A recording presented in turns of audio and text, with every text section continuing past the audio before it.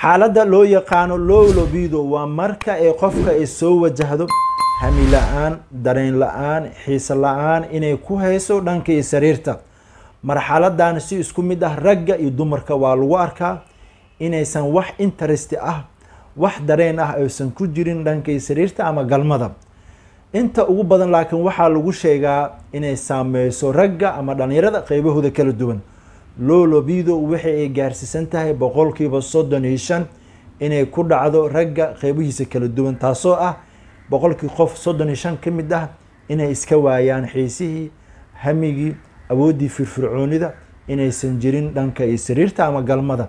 soo dhawaada saaxiibayaal, waa anigu ah Dr. Maxamed Liibaan Maxamed. marka koowaad waxaan idin leeyahay assalaamu calaykum waraxmatullaahi wabarakaatu.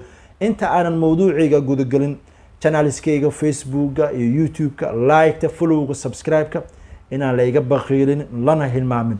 sidoo kale wixii su'aalo iyo talo aragti waxaad iga soo weydiin kartaa addresskayga adigoo aad ka heli kartid YouTube description-ka iyo Facebook page-kayga. aad iyo aad aan kaga mahadcelinaa. dhammaan waxaan idin rajeynaa khayr, caafimaad iyo barwaaqo. low libido waa lagu wada arkaa ragga iyo dumarka, laakiin waxaa lagu sheegaa inay ku badan tahay ragga qaybihiisa kala duwan. cilmi baaris badan la sameeyey, dabagalo badan la sameeyey, waxaa la arkay boqolkii qof 35 ka mid ah inay qabaan hamiga sariirta inuusan jirin, awood fiican dhankii sariirta inaysan jirin, xiise fiican inaysan ku helin, iyo in qofkaasi uu u arkayo dhanka iyo tarankiisa, xubintiisa taranka inay aad u dibicsan tahay.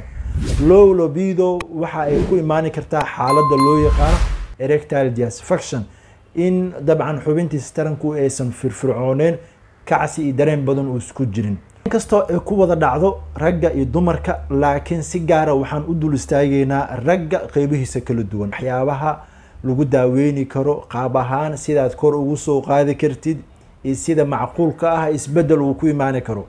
in ay dhacdo low libido waxay ku xiran tahay waxaa marka hore jiro waxa loo yaqaano erectile dysfunction, xubintii taranka ragga inay tahay mid aad u hooseyso, awoodeedii firfircooni iyo dareenkeedu aad u liito, dhankii iyo isu taga qofka inuu awood badan uusan jirin, uusan dareensaneyn inuu galmo u sameyn karo ama inuusan ku firfircooneyn dhankii sariirta. low libido sidee loo daaweyni karaa? marka waxaad xooga saartaa saddexdan qodob inaad ku daaweyni kartid. kow, marka ugu horeysa inaad raise testosterone aad sameysaa, inaad testosteronekaaga increase aad ku sameysaa, xooga aad saartaa sida aad kor ugu qaadi lahayd. haddii testosteronekaagu uu kor usoo kaco, isbedel ballaaran ayaa wuxuu ku jiraya murqahaaga, lafahaaga iyo xubnahaaga taranka. sida guud maxaa testosteroneka soo qaadi karo?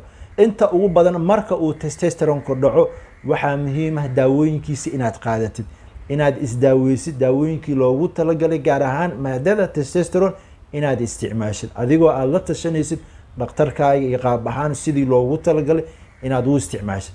marka labaad waa inaad qaadataa waxyaabaha supplementary-ga. haddaad dabcan aad xooga saartid inaad isticmaashid maadooyinka supplementary-ga ama maadooyinka jirka aadka u anfacayo, waxay suurtagelinayaan in testosteronekaaga uu shaqeeyo, awood badanna jirka ay soo gasho, firfircooni dhankii sariirta, xiiso iyo hamigaaga inuu kor u dheeraado. marka ay noqoto supplementary-ga ama waxyaabaha manaaficaadka u leh jirka, gaar ahaan testosterone in kor uu u soo qaadayo, waxaa ugu horeeyo macdanaha iyo fitamiinaadka soo socdo. inaad isticmaashid maadada loo yaqaano zinc, sidoo kale inaad isticmaashid maadada loo yaqaano vitaminka loo yaqaano vitamin D, sidoo kale inaad isticmaashid vitaminka loo yaqaano vitamin C. waxaa kaloo isticmaali kartaa maadada loo yaqaano D-aspartic acid. maadooyinkan vitaminaadkan iyo macdanahan isku jiro aad heshid, waxaa suurtagal ah in aad dabcan ka roonaatid hamiyaradii, awood la-aantii, xiise la-aantii kaa haysay dhankay sariirta. qodobka labaad waa inaad xooga saartaa waxa loo yaqaano blood flow ama blood perfusion, in dhiigga xididaha yaryar iyo xididaha jirka qeybaha hoose si fudud oo xoog badan uu ku gaaro. waxaa loo baahan yahay inaad qodobkan aad xooga saartid, gaar ahaan waxa loo yaqaano blood flow. waxaadna xooga saareysaa isticmaalka maadooyinkan soo socdo: L-citrulline iyo L-arginine. waxay suurtagelinayaan labadan maado in socodka dhiigga uu aad u xoog bato, unugyada iyo murqahan uu si fudud u gaari karo, tamar fiicanna ee ka samaysan karaan. sida guud isticmaalka labadan maado waxay suurtagelinayaan in xubnaha taranka gaar ahaan xubinta taranka si fiican ay u kala baxdo, awood badan ay yeelato, qofka kacsigiisana uu xoog badnaado, waxayna ka dhigan tahay in qofka hamigiisa uu kormarayo, awoodii raganimadan ay soo noqonayso. qodobka saddexaad waa inaad xooga saartaa in aad stresska yareysid. in stresska ay yareysid waxay dan ay kugu tahay in xaaladahaaga caafimaad isbedel badan uu jiri karo. waxaad isticmaashaa geedkan loo yaqaano ashwagandha iyo xididka loo yaqaano maca root. waxay kaa yareynayaan stresska kugu fulan, hami la-aanta, iyo in xooga ay saaraan dhanka iyo sariirta inaad u nugulnaatid in xiisahaaguna uu kormaro. maadooyinkan ama geedahan in badan ayaa waxaa laga isticmaalaya wadamada horumaray, gaar ahaan waxaa loo arkay inay caafimaad u yihiin dhanka iyo taranka markuu qofka stress badan ugu furan yahay, sidoo kale culays badan, walwal iyo walbahaar, taasoo ka dhigan in negative hormoneska gaar ahaan estrogenka iyo prolactinka inay levelkooda uu noqon karo, qofkana aysan ku badnaan karin, stress badan iyo walwal badanna uusan jirin.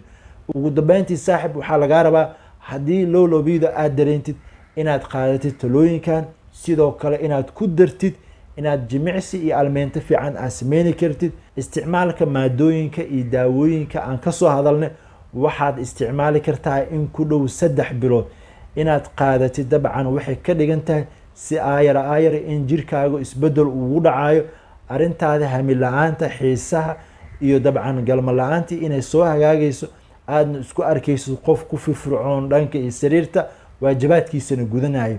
saaxiibayaal, halkan ayaan kusoo gabagabaynaa mowduuca low libido. waxaan idin leeyahay khayr iyo wanaag iyo caafimaad ku noolaada. wasalaamu calaykum waraxmatullaahi wabarakaatu.